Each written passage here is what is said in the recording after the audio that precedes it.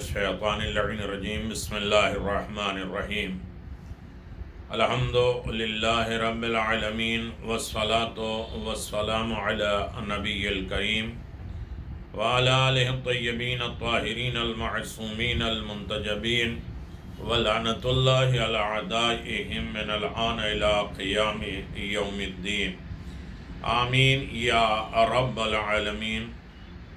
اما بعد، بسم اللہ الرحمن الرحیم، ان اللہ وملائکتہ یصلون علی النبی یا ایھا الذین آمنوا صلوا علیہ وسلموا تسلیما الذین یؤذون اللہ ورسولہ لعنہم اللہ فی الدنیا والآخرہ وأعد لهم عذابا مہینا۔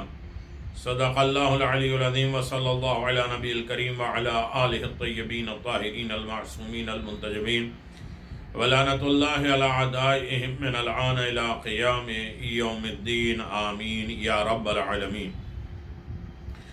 اما بعد، فقد قال اللہ تبارک و تعالی فی قرآن مجید بسم اللہ الرحمن الرحیم قل هو اللہ احد اللہ الصمد لم یلد ولم یولد ولم یکن له کفوا احد۔ صدق اللہ العلی العظیم۔ اما بعد، سامعین گرامی قدر، دین کی جڑ و شاخ، اصول دین اور فروع دین کے سلسلے میں گفتگو جاری و ساری ہے۔ بحمد اللہ ہماری یہ 54 نمبر کی گفتگو ہے، اور جس میں ہم نے توحید پروردگار، عدل الہی، نبوت اور اب امامت کے سلسلے میں گفتگو ہو رہی ہے۔ ہم جانتے ہیں کہ قرآن مجید کے نقطۂ نظر سے اس شخص کو منصب امامت مل سکتا ہے جو تمام گناہوں سے پاک ہو۔ خداوند عالم امامت کے لیے معصوم کو معین کرتا ہے۔ قرآن نے معصوم ائمہ کا تعارف اس طرح کرایا ہے۔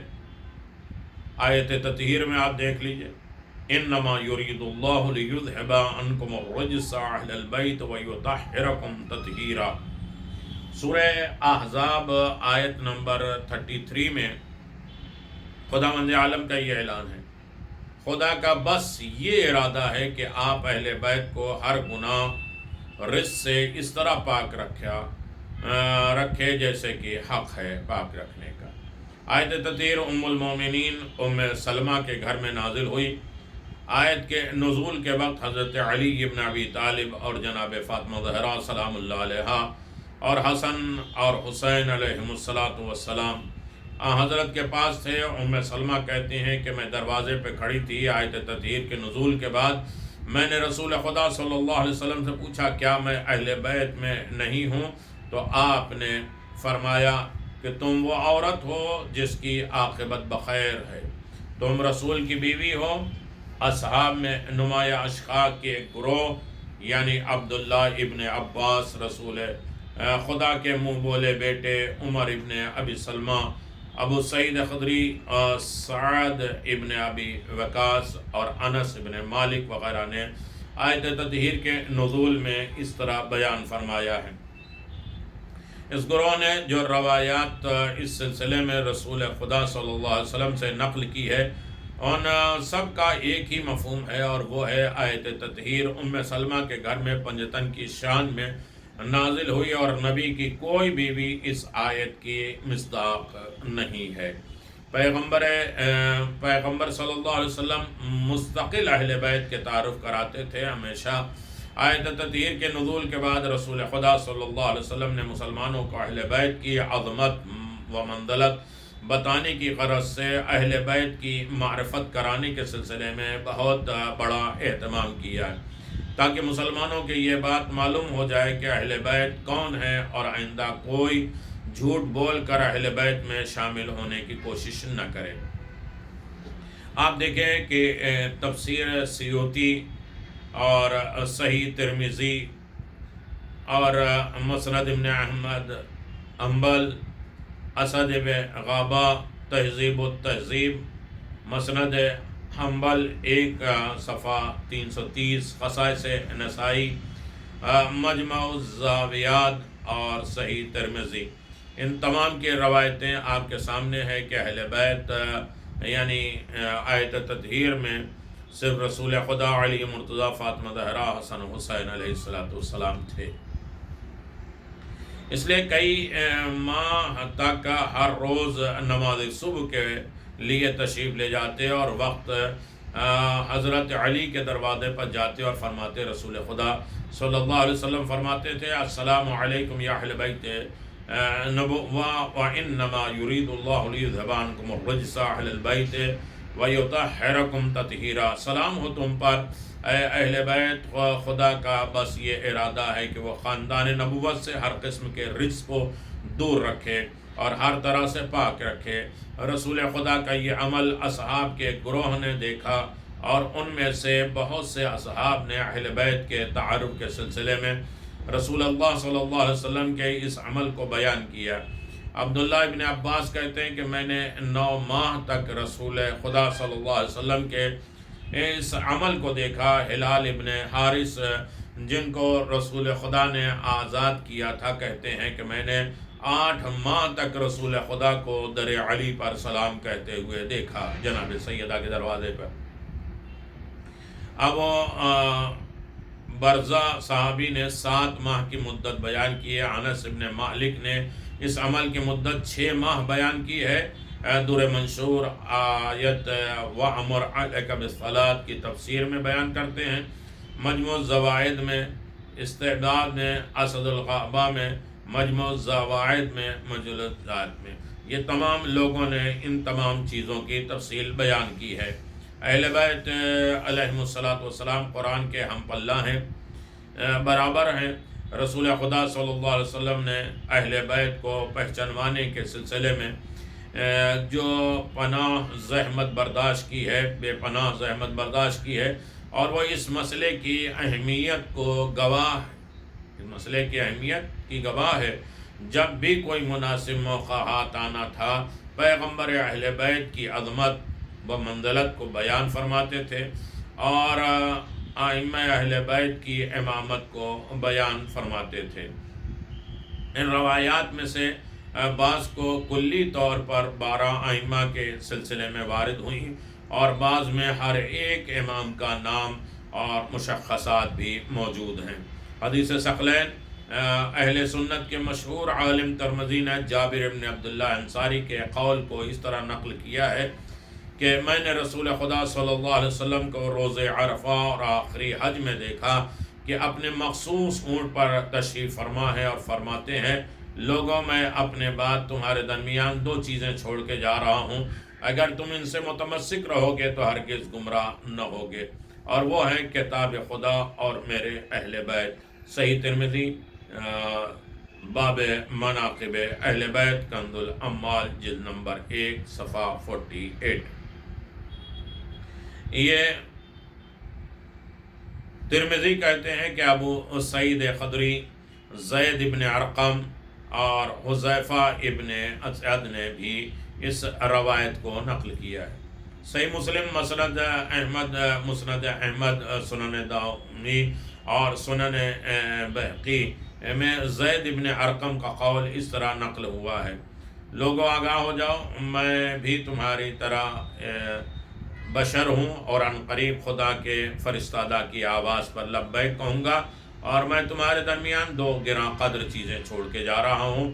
ایک کتاب خدا ہے جس میں نور ہدایت ہے، کتاب خدا سے تمسک اختیار کرو۔ دوسری میرے اہل بیت عطرت ہیں، یہی حدیث مستدرک الصحیحین علیت الاولین اولیاء میں عبادت دیگر بیان ہوئی ہے۔ اہل سنت کے عالم حاکم کہتے ہیں کہ یہ حدیث صحیح ہے۔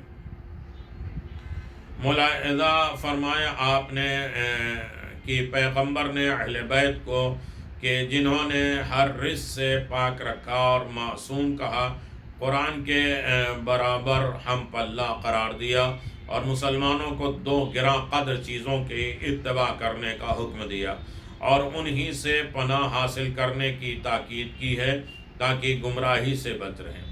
دوسرے یہ کہ قرآن اور اہل بیت کو ایک دوسرے سے جدا نہ ہونے والا جانتے ہیں اور مسلمانوں کی سعادت اس بات میں جانتے ہیں کہ کہ مسلمان ان دونوں سے متمسک کریں۔ یہ رسول خدا صلی اللہ علیہ وسلم نے راہ مدینہ اور مکہ میں واقع غدیر خم نامی تالاب کے کنارے ایک تقریر کی، اور تقریر کے ضمن میں فرمایا، کتاب صحیح مسلم، فضل علی ابن ابی طالب، مسند احمد، جلد نمبر 4، سنن دارمی، ان تمام چیزوں میں فضائل و کمالات بیان کیے گئے۔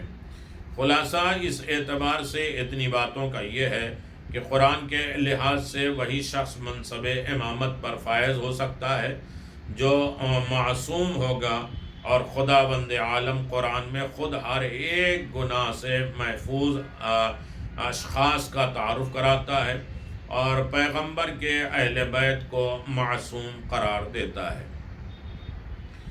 پیغمبر اکرم نے بھی اہل بیت کی عظمت اور منزلت کو بیان کیا ہے۔ پیغمبر کی نظر میں قرآن اور اہل بیت برابر ہیں اور ہرگز ایک دوسرے سے جدا نہ ہوں گے۔ نیز مسلمانوں کی سعادت پیغمبر کی انہی گراں قدر یادوں میں مضمر اور چھپی ہوئی ہے۔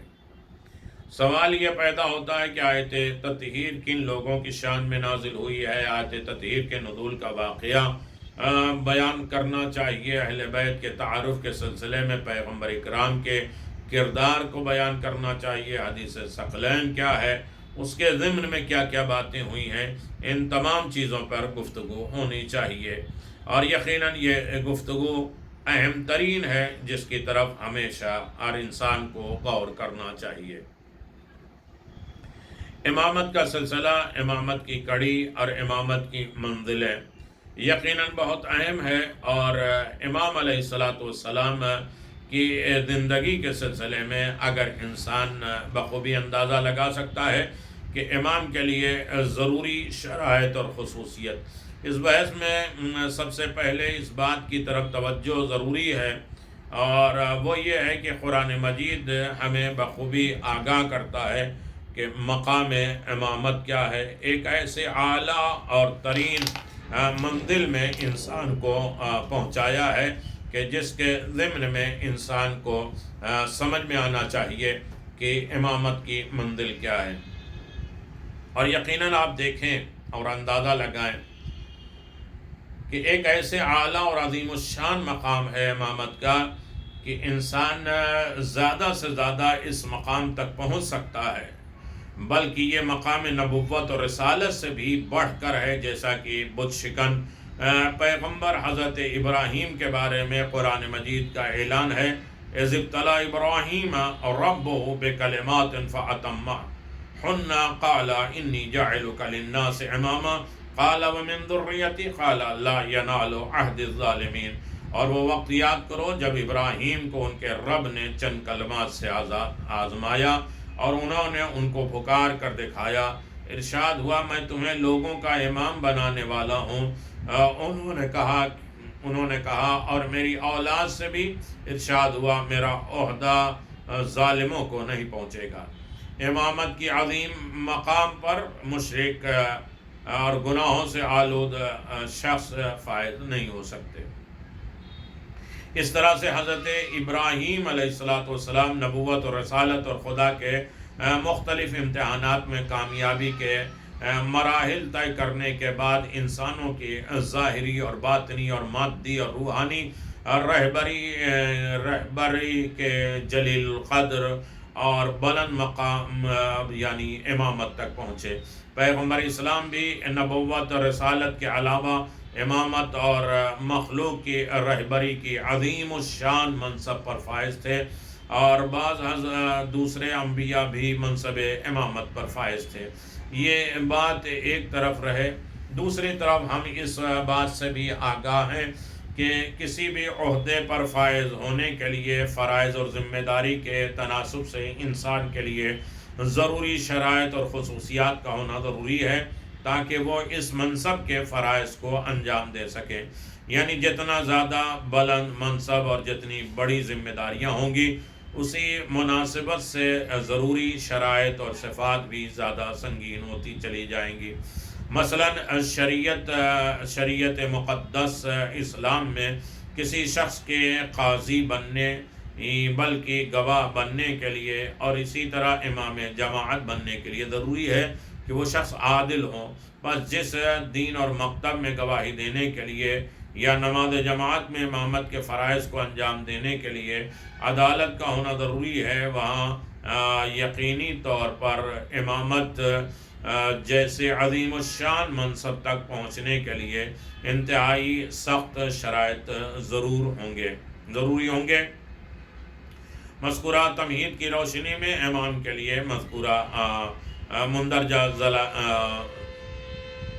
یعنی یہ چیزیں آپ کے شرائط میں ہونا ضروری ہے۔ نمبر 1، خطاؤں اور گناہوں سے معصوم۔ پیغمبر کی طرح امام کے لیے بھی ضروری ہے کہ وہ معصوم ہو، یعنی گناہوں اور خطا سے بالکل محفوظ ہوں اور کسی طریقے سے کوئی گناہ میں ملوث نہ ہو، کوئی رزق، کوئی برائیاں نہ ہوں، محفوظ ہوں، وگرنہ وہ انسان کے لیے رہبر اور مثالی نمونہ اور آئیڈیل نہیں بن سکتا، بلکہ معاشرے کے لیے قابل اعتبار شخص بھی نہیں ہو سکتا۔ امام کو ایسا ہونا چاہیے کہ وہ تمام انسانوں کے دل مسخر کر لے، جیت لے اور اس کا حکم سب کے لیے بغیر کسی پس و پیش کے قابل قبول ہو۔ لیکن اگر کوئی شخص گناہوں سے آلودہ ہو تو اس کے لیے ہرگز ممکن نہیں ہوگا کہ وہ ایسی مقبولیت حاصل کر سکیں اور اسے ہر لحاظ سے قابل اعتماد اور اطمینان قرار دیا جا سکے۔ اسی طرح اگر کوئی شخص اپنی ذاتی روزمرہ کاموں میں غلطیاں اور گناہوں کا ارتکاب کرتا ہو تو یہ کیوں کر ممکن ہے کہ معاشرے کے کام میں اس کے افکار و نظریات پر بھروسہ کرتے ہوئے بغیر کسی پس و پیش کے اس پر عمل کیا جائے۔ بلا شک و شبہ پیغمبر کے لیے معصوم ہونا ضروری ہے، اسی طرح مذکورہ دلیل کی روشنی میں امام کے لیے بھی معصوم ہونے کی شرط ضروری ہے۔ اس بات کو ہم اس طریقے سے بھی ثابت کرتے ہیں کہ پیغمبر و امام کے اصلی وجود کا انحصار قائد لطف پر ہے اور قائد لطف اس صفت عصمت کو واجب اور ضروری قرار دیتا ہے، کیونکہ پیغمبر اور امام کے وجود مقدس کے مقاصد کی تکمیل مقام عصمت کے بغیر ممکن نہیں ہے۔ نیز گزشتہ سبق میں جو فلسفہ ہم نے بیان کیا ہے وہ بھی اس صفت عصمت کے بغیر ناقص اور نامکمل ہے، یعنی امام کا معصوم ہونا ضروری ہے، عصمت ہونا ضروری ہے اور تمام خطا اور نسیان سے اسے پاک ہونا لازم ہے۔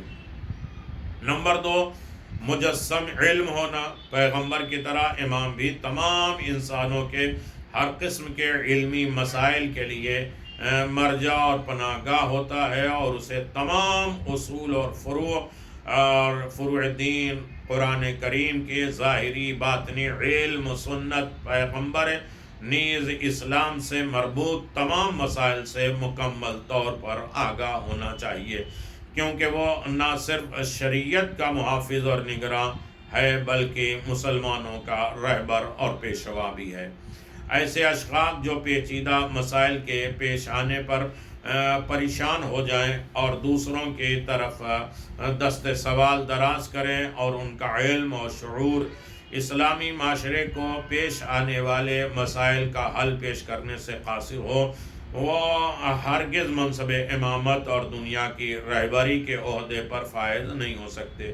مختصر یہ ہے کہ امام کے لیے ضروری ہے کہ احکام الہی کا لوگوں میں سب سے زیادہ آگاہ اور دانا ہوتا ہے، تاکہ پیغمبر کی رحلت سے پیدا ہونے والے علمی خلا کو پورا کر سکے، بلا فاصلہ وہ نبی سے مربوط رہے اور اسلام کی صحیح راہ کو ہر طرح کے انحرافات سے پاک ہو اور ثبات اور دوام دے سکے۔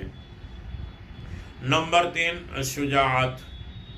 امام کے لیے ضروری ہے کہ وہ اسلامی معاشرے کا شجاع ترین انسان ہو، کیونکہ شجاعت کے بغیر صحیح رہبری ممکن نہیں ہے۔ یہ شجاعت انتہائی سخت اور ناگوار حالات سے مقابلے کے لیے، طاقتور شرکس اور ظالم سے مقابلے کے لیے اندرونی و بیرونی دشمن سے مقابلے کے لیے ضروری ہے کہ شجاعت ہو علم کی بنیاد پر، جسم کی بنیاد پر، تاکہ وہ امت کی حفاظت کر سکے اور دین کی حفاظت کر سکے اور صحیح رہبری کر سکے۔ نمبر 4، رہبری اور تقوی الہی۔ ہم جانتے ہیں کہ وہ لوگ جو دنیا کی ظاہری شان و شوکت اور زیبائی میں گرفتار ہوتے ہیں، وہ جلد دھوکے کا شکار ہو جاتے ہیں اور حق و عدالت کی راہ میں ان کے منحرف ہونے کا امکان بھی بہت زیادہ ہوتا ہے۔ دنیا کی ظاہری شان و شوکت میں گرفتار یہ لوگ کبھی تو طمع اور لالچ کے ذریعے اور کبھی دھمکی کے ذریعے اپنی اصل راہ مستقیم سے منحرف ہو جاتے ہیں۔ امام کے لیے ضروری ہے کہ اس دنیا کی آسائشوں اور نعمتوں کے مقابلے میں اسیر بننے کے بجائے امیر مستغنی اور فرما روا ہو۔ امام کے لیے ضروری ہے کہ وہ اس مادی دنیا کی ہر قید و بند سے، نفسانی خواہشات اور مقام، درجہ، مال و دولت، منزلت کے قیود سے آزاد اور بے نیاز ہوتا ہے کہ اسے نہ تو فریب دیا جا سکے، نہ مغلوب کیا جا سکے، اور نہ ہی اسے سازش کے ذریعے شکست دی جا سکے۔ نمبر 5، اخلاقی جاذبیت۔ قرآن مجید کے سورہ آل عمران کی آیت نمبر 159 میں پیغمبر اسلام کے بارے میں ارشاد ہوتا ہے، فَبِمَا رَحْمَةٍ مِّنَ اللَّهِ لَنْتَ لَهُمْ لَوْ كُنْتَ فَظًّا غَلِيظَ الْقَلْبِ لَانفَضُّوا مِنْ حَوْلِكَ۔ اے رسول صلی اللہ علیہ وسلم، یہ مہر و محبت الہی آپ ان کے لیے نرم مزاج واقع ہوئے ہیں، اور اگر ان تند و تیز اور خوب سنگ دل ہوتے تو یہ لوگ آپ کے پاس سے بکھر جاتے، منتشر ہو جاتے۔ پیغمبر کی طرح امام بلکہ ملت کے ہر پیشوا کے لیے پرکشش اخلاق حسنہ کا حامل ہونا ضروری ہے، تاکہ وہ مقناطیس کی طرح لوگوں کو اپنی طرف کھینچ سکے۔ بلا شک و شبہ ہر قسم کی سختی اور بد اخلاقی جو کہ انسانوں کو بیزار اور منتشر کرنے کا باعث ہو، اور پیغمبر اور امام کے لیے بہت بڑے عیب ہے، اور ان کا ان عیوب سے پاک ہونا ضروری ہے۔ یہ وہ اہم شرائط ہیں جنہیں جید علماء اسلام نے امام کے لیے ضروری قرار دیا ہے، اور ان 5 شرائط کے علاوہ امام کے لیے دیگر خصوصیات اور شرائط بھی ہیں، لیکن ان میں سے اہم یہی ہے جو بیان کی جا چکی ہیں۔ یقیناً امامت کے لیے علم کا ہونا ضروری ہے، عصمت ہونا ضروری ہے، شجاعت کا ہونا ضروری ہے، اور اخلاق جاذبیت، ایسا اخلاق جو لوگوں کو اپنی طرف بلا سکے، دعوت دے سکے۔ اخلاق کے بغیر کوئی میدان انسان سر نہیں کر سکتا۔ اب رہا مسئلہ، اگر انسان اس تمام مسائل کی طرف غور کرے اور فکر کرے اور سوچے اور جواب دے کہ دلیل سے ثابت کریں کہ منصب امامت انسان کے لیے ایک اعلیٰ ترین منصب ہے۔ اگر ہمارے پاس دلیل ہو کہ یہ عام منصب نہیں ہے کہ جسے جو چاہے اسے لے لے، بلکہ امامت انسان کے لیے اعلیٰ ترین منصب ہے، یہ عہدہ ہے پروردگار کی طرف سے، یہ عہدہ سب کو نہیں ملتا۔ اللہ تبارک و تعالیٰ یہ عہدہ کو عظمت کے اعتبار سے عطا کرتا ہے۔ کیا پیغمبر اسلام اور تمام اولی العزم انبیاء بھی منصب امامت کے حامل تھے؟ اگر امام معصوم نہ ہو تو کون سی مشکلات پیش آ سکتی ہے؟ امام کے لیے بھرپور علم کا حامل ہونا کیوں ضروری ہے؟ دلیل سے ثابت کریں کہ امام کو سب سے بڑا شجاع، زاہد، نفیس، باوقار اور اخلاقی نقطہ نظر سے سب انسانوں کے لیے جاذب اور پرکشش ہونا لازم اور ضروری ہے۔ یقیناً امامت منصب الہی ہے، اور اللہ اسے دیتا ہے جو تمام نقص و عیب سے پاک ہو، اور علم و شجاعت کی بنیاد ہو، اخلاق کامل کا حامل ہو، اور یقیناً اس کے بغیر یہ منصوص من اللہ ہے جو علم رسالت، علم لدنی کا مالک ہو اور پیغمبر جیسا ہو، اور پیغمبر اسلام کے تمام صفات اور کمالات اس کے اندر موجود ہوں، تاکہ پیغمبر کے جانے کے بعد کوئی خلا واقع نہ ہو اور وہ نبی سے بلا فصل ہو جو دین اور شریعت کو دنیا کے سامنے پیش کر سکے۔ ایسی ہستیاں جس کے لیے خدا نے بیان کیا، پیغمبر نے بیان کیا، اور یقیناً انسان کی ذمہ داری نہیں ہے امامت کو چننا یا امام کو منسوب کرنا یا امام کو قائم کرنا۔ یہ انسانوں کی طاقت نہیں ہے، یا نہ انسانوں کے بس کی بات ہے، اور نہ انسانوں کی ذمہ داری ہے، بلکہ یہ منصوص من اللہ ہوتے ہیں، اور اللہ انہیں معین کرتا ہے، اور اللہ بڑا اور چھوٹا بھی نہیں دیکھتا، خاندان اور قوم قبیلہ بھی نہیں دیکھتا۔ اللہ کی یہ نعمت جسے یہ عطا کر دے، جسے یہ معین کر دے، تو لہذا امامت ایک اعلیٰ رتبہ ہے، اعلیٰ درجہ ہے، اور اس پر سب فائز نہیں ہوتے ہیں۔ لہذا امامت کے منصب کو سمجھنا چاہیے، اور پیغمبر اور خدا کی باتوں کی اتباع کرتے ہوئے پیغمبر نے جنہیں امام بتایا ہے انہی کا اقرار کرے، انہی کے نقش قدم پہ چلے، اور انہی کو اپنا رہبر اور لیڈر مان لے۔ وآخر دعوانا ان الحمد للہ رب العالمین، وصلی اللہ علی نبی الکریم وعلی آلہ الطیبین الطاہرین المعصومین المنتجبین، ولعنۃ اللہ علی اعدائہم من الآن الی قیام یوم الدین، آمین یا رب العالمین۔ سلسلہ جاری ہے امامت کے سلسلے میں، اور انشاءاللہ اس ضمن میں امامت کے منصب، امامت کے عہدے، امامت کا انتخاب، امامت کے کمالات، امامت کے صفات، یہ ساری چیزیں آپ کی خدمت میں بیان کی جاتی رہے گی انشاءاللہ۔ وآخر دعوانا الحمدللہ۔ اللہم صلی علی محمد وآل محمد وعجل فرج